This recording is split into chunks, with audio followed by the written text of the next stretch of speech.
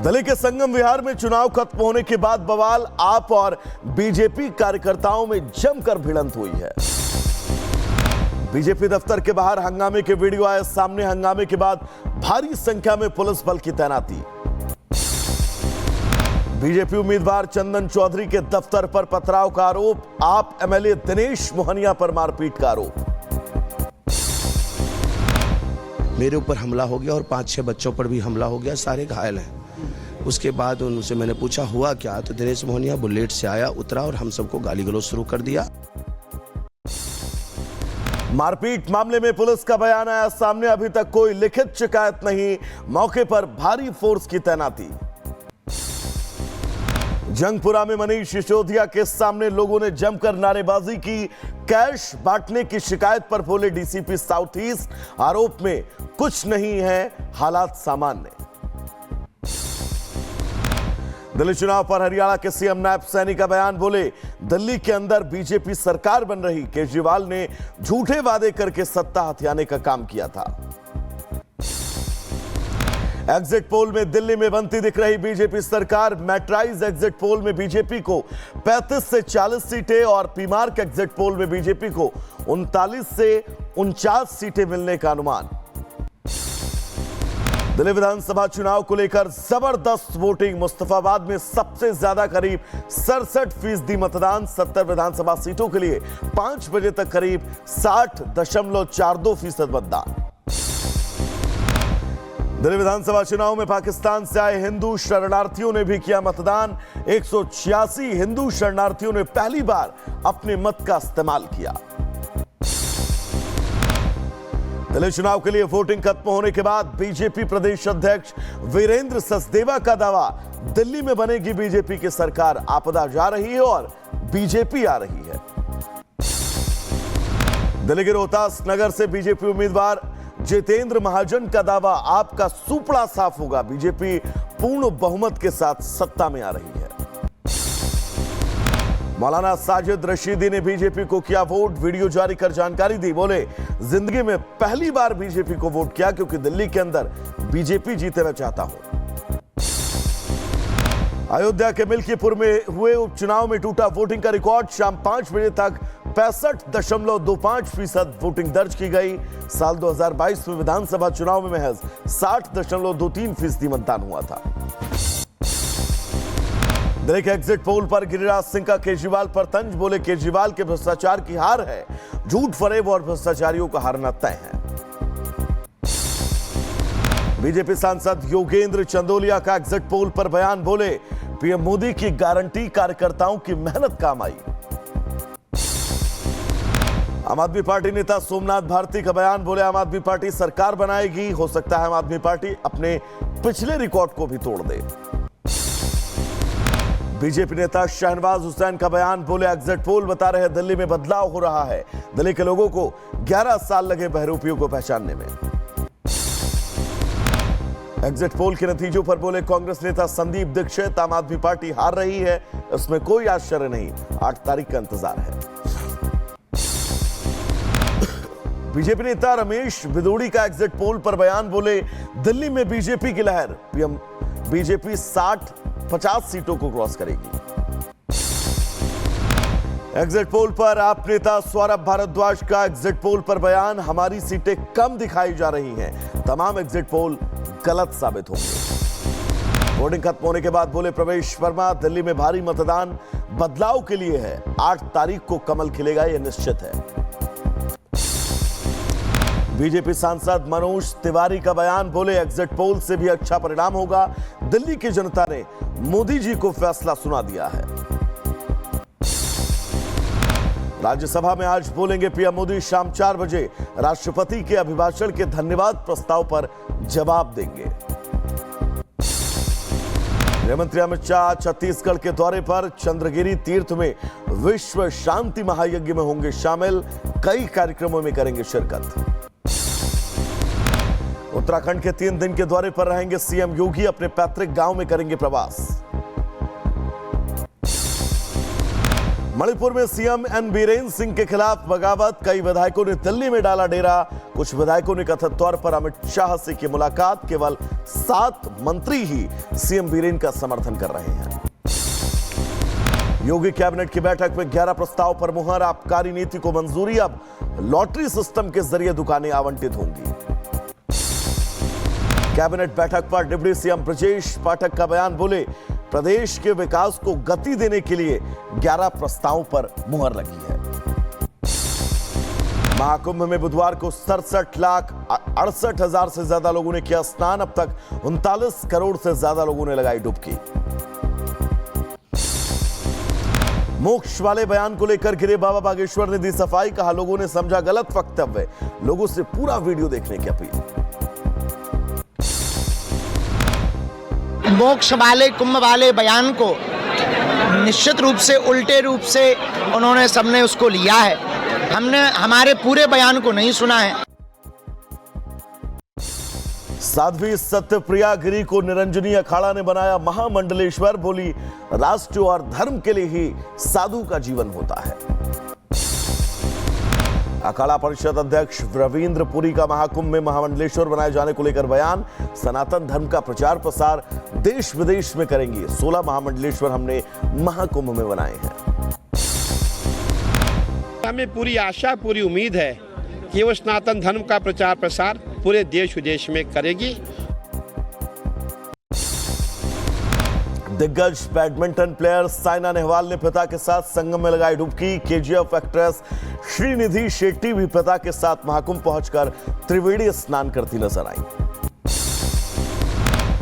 आगे बढ़ेंगे। बरेली में पूर्व सपा विधायक सुल्तान बेग पर एफआईआर। महाकुंभ को लेकर दिया था विवादित बयान। सीएम योगी आदित्यनाथ पर की थी अभद्र टिप्पणी। महाकुंभ से भटककर मिर्जापुर पहुंची मध्य प्रदेश की महिला। पुलिस ने महिला के परिजनों को बुलाकर महिला को सौंपा। तिरुपति मंदिर में सिर्फ हिंदुओं को दिया जाएगा काम। मंदिर में काम करने वाले गैर हिंदुओं का दूसरे विभागों में होगा ट्रांसफर। 18 गैर हिंदू कर्मचारियों का चयन।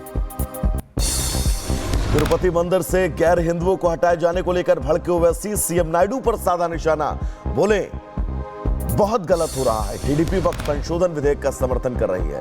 तो जम्मू कश्मीर में सुरक्षा को लेकर गृह मंत्री ने की बैठक। बोले, मोदी सरकार में जम्मू कश्मीर में कमजोर हुआ आतंकियों का इकोसिस्टम। आतंकी फंडिंग पर रोक लगाने पर जोर। जम्मू कश्मीर के उरी सेक्टर में आतंकियों के खिलाफ सेना का ऑपरेशन।